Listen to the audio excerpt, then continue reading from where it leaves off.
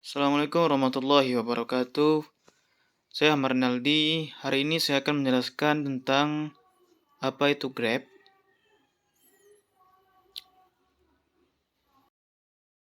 Grab itu adalah jenis struktur data umum yang susunan datanya tidak berdekatan satu sama lain, non-linear. Grab terdiri dari kumpulan simpul berhingga untuk menyimpan data dan antara dua buah simpul terdapat hubungan saling berkaitan simpul pada graf. Simpul pada graf disebut dengan vertex, V, yang bersimbolkan V, sedangkan sisi yang menghubungkan antara vertex disebut edge, yang bersimbolkan E, dan pasangannya XY disebut sebagai edge, yang menyatakan bahwa simpul X terhubung ke simpul Y. Sebagai contohnya, yaitunya terdapat angka 0, 1, dan 2 dan 3 yang terhubung, yang mana 0 ke 1, 0 ke 2, 0 ke 3, dan 2 atau 1 ke 2.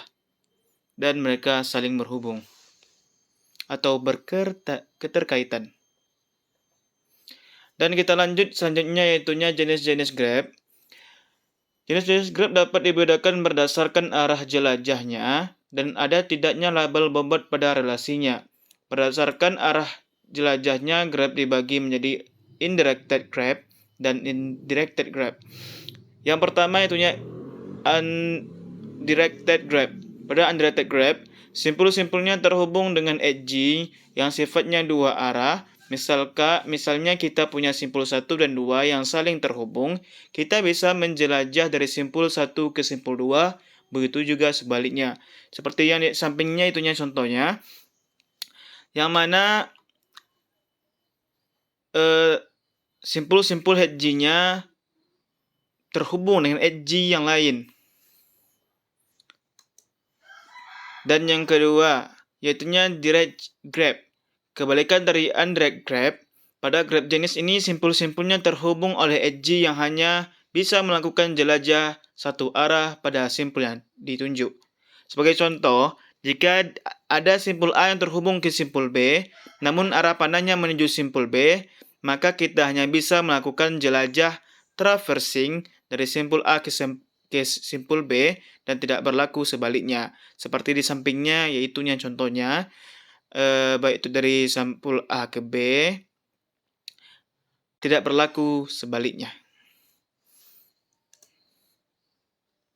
Dan selanjutnya yaitunya jenis-jenis Grab.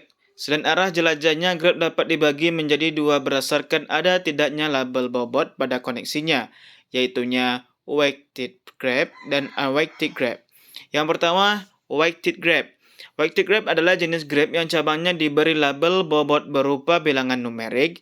Pemberian label bobot pada edge biasanya digunakan untuk memudahkan algoritma dalam menyelesaikan masalah.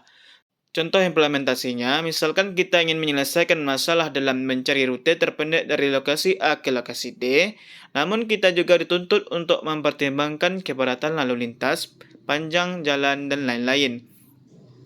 Untuk masalah seperti ini, kita bisa mengasosiasikan sebuah edge E dengan bobot WE berupa bilangan real.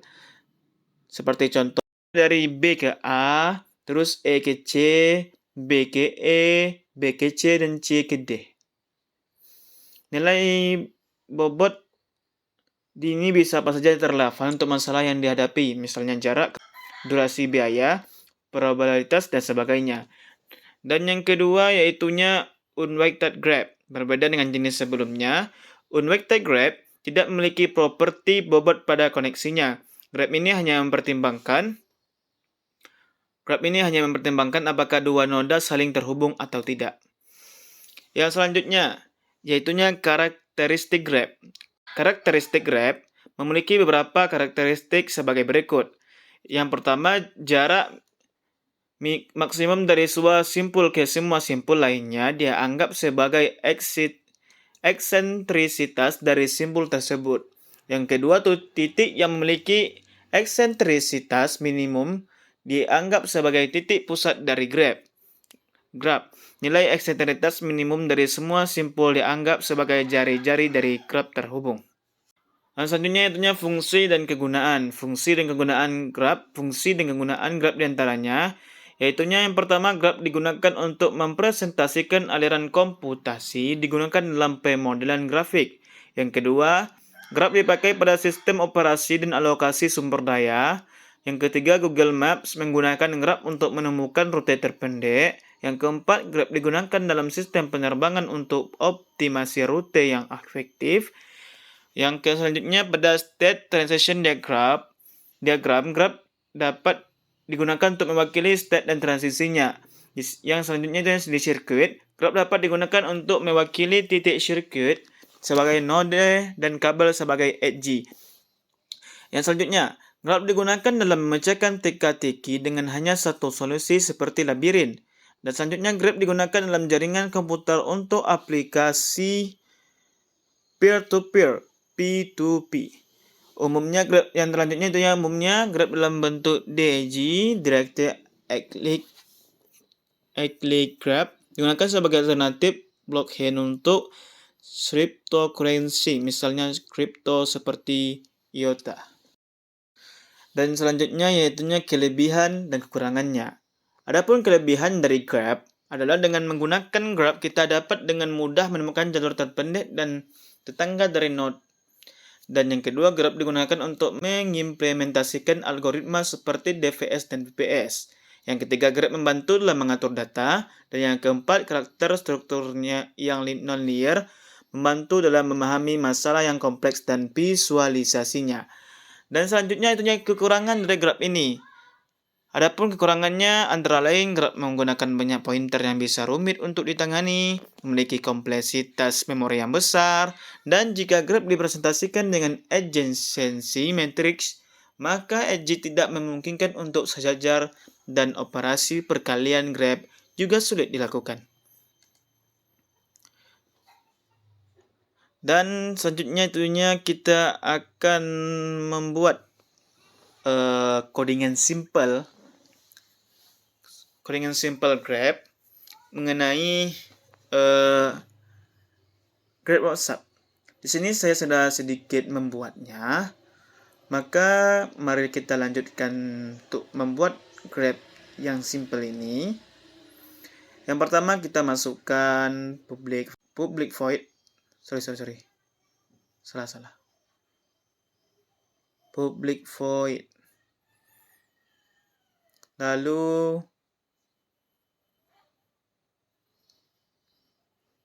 ketik add node, masukkan node-nya, string,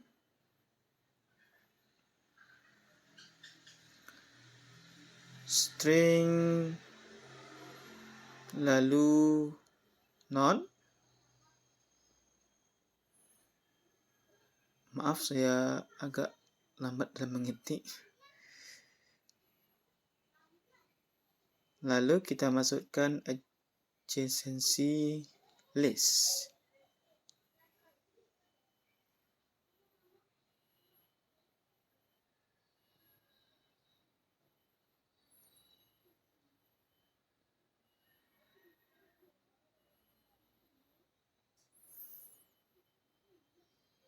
Mungkin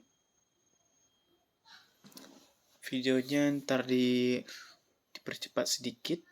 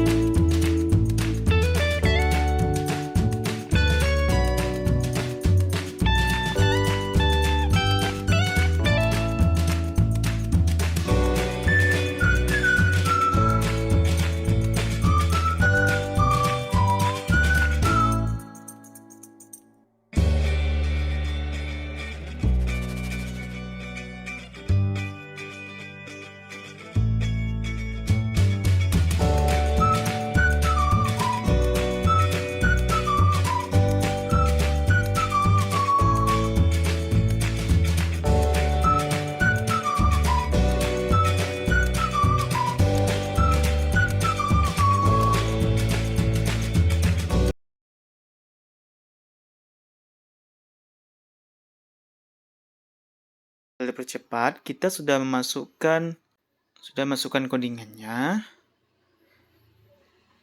Kita hanya tinggal untuk menjalankannya saja. Kita run, dan hasilnya itunya teman A ke saya, teman C, dan teman B ke saya. Saya ke teman A dan teman B, dan teman C ke teman A. Dan hanya begitu yang dapat saya sampaikan. Kalau ada salahnya, saya banyak-banyak minta maaf karena saya masih belajar dalam hal ini. Demikianlah, akhirul kalam. Assalamualaikum warahmatullahi wabarakatuh.